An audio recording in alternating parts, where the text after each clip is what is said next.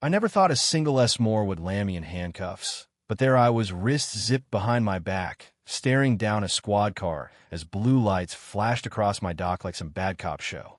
Karen, our HOA tyrant with the bleached bob and perpetual scowl, had dialed 911 faster than you can say covenant violation, screeching about open flames endangering the community, while my kids' laughter echoed over the water. What she didn't count on? Me, the quiet engineer who'd finally snapped, turning her petty power trip into a flood of her own tears. It started innocently enough, or as innocent as lakefront living gets in this overpriced slice of suburban hell called Willow Creek Estates, outside Atlanta. We'd sunk our life savings into this fixer-upper 5 years back. Me, Sarah, and the twins, drawn by the private half-acre lake that backed right up to our yard. No shared beach, no public access. Just our little oasis, complete with a weather dock and a fire pit I'd built myself from reclaimed bricks. The HOA docks. Crystal clear. The lake was deeded to our lot, flames allowed with a 10-foot setback from structures. But Karen? She ruled like it was her personal fiefdom, patrolling in her Prius with a binder of bylaws thicker than a Bible. That Friday in July, humidity thick as gumbo, I fired up the pit for the first time that summer. Neighbors waved from their decks as the scent of charred sugar wafted over. My son, Little Jack, skewered marshmallows like a pro, gooey puffs browning to perfection. Laughter, cold beers, fireflies blinking like stars. It was pure Americana bliss. Then, headlights pierced the dusk. Karen stormed down the shared path, megaphone in one hand, yes, a damn megaphone, the other clutching her phone like a grenade. "Extinguish that illegal blaze immediately," she bellowed, her voice cracking the night like thunder. "This is a dry burn ban zone. You're a fire hazard to the entire association." I blinked, half laughing. Dry ban? In Georgia? With a permit right there on my picnic table? But she wasn't joking. She whipped out her cell, live streaming to the HOA Facebook group. "See, folks? Reckless endangerment.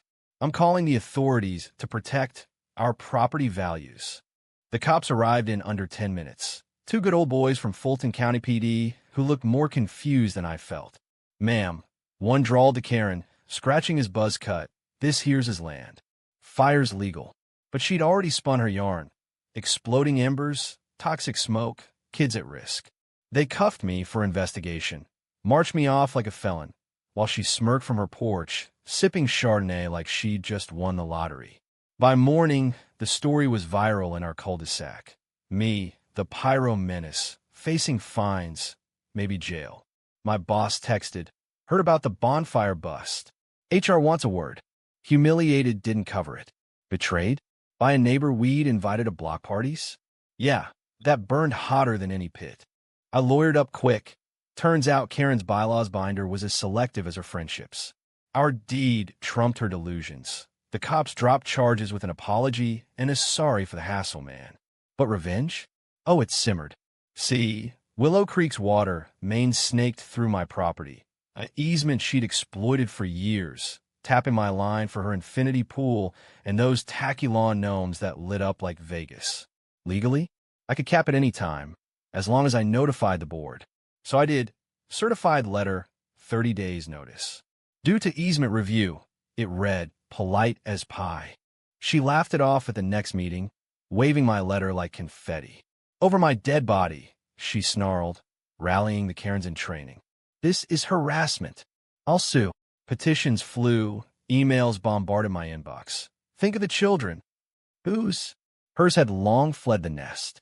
I stayed silent, wiring the shutoff valve with a smart lock. Remote access, baby.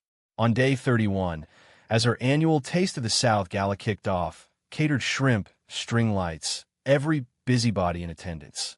I hit the app for my deck. Click. No splashy warning, just a slow, biblical trickle fading to drip. Chaos erupted like fireworks on the 4th. Guests gasping as punch bowls ran dry. Fountains sputtering to mud. Karen, mid-toast, froze, then shrieked, "The water! It's sabotage!" She clawed at the spigot, face purpling like overripe tomatoes, while her husband's imported scotch went warm. "Cops again." You bet. Same duo. Chuckling this time. Ma'am, easements is. Call a plumber. The HOA, they folded faster than a cheap suit, voting unanimously to reimburse my emotional distress from the bonfire fiasco. Viral again, but now she was the punchline. Lakefront lawsuit trending on Nextdoor, memes of her with a faucet for a crown. Months later, her lawn's a dust bowl, pool a green swamp. She sold cheap, whispered rumors of bankruptcy from legal fees. Me?